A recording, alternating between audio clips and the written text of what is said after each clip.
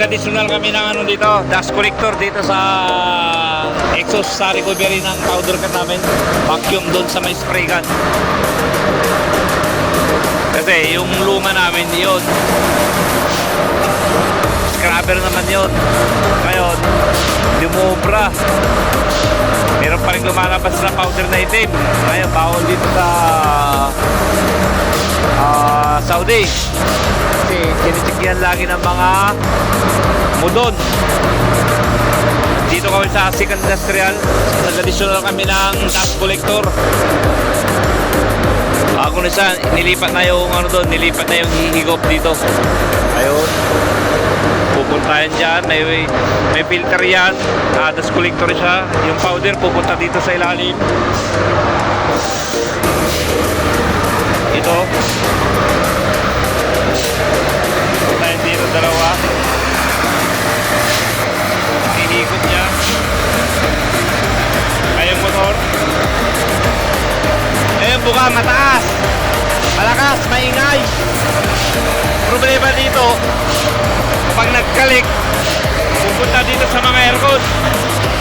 Hihigupin niya yung mga powder. Oh, inisip na. Naka-inverter drive na siya. Ayaw control niya. Ang pangit ang control niya. Eh, gawang ano, ibang lahi. I-rate ko siya na 1/10. I-rate ko lang siya, nasa number 3 lang. Di maganda talaga. So, papakita ko yung saan yung niya. Recovery sa loob, sa powder coating. Tara! Let's go!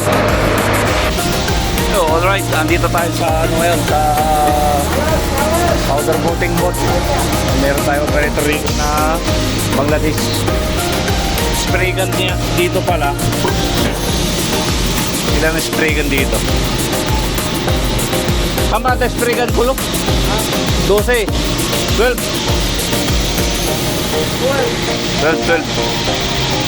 panel natin. So may boot yan, tapos naka aircon yan kasi para di pasukan ng powder. Kaya naka-inverter drive kasi lahat ng mga motor dyan kailangan malamig. Yan, kulay itim yung ano namin dito. Kulay, laging itim. Sa kabila yung puti, kabilang planta naman. Kasi dalawang planta namin dito. Dito rin sa Riyadh, magkakabila. So ito na yung ano niya, ano namin yung recovery. Ito na yung manggang, ito na yung papunta sa labas. Yan na yung tubo na yan. Ayan. Ito higop yan, magagaling sa taas. Ayan. May nagbubuga ng powder.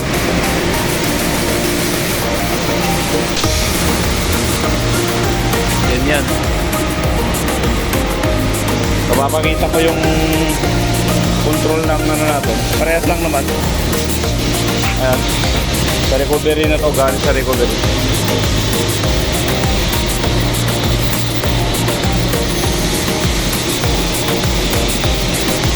So, yun lang muna.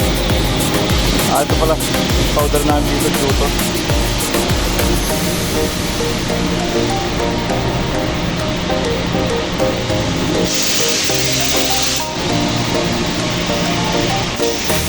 Okay.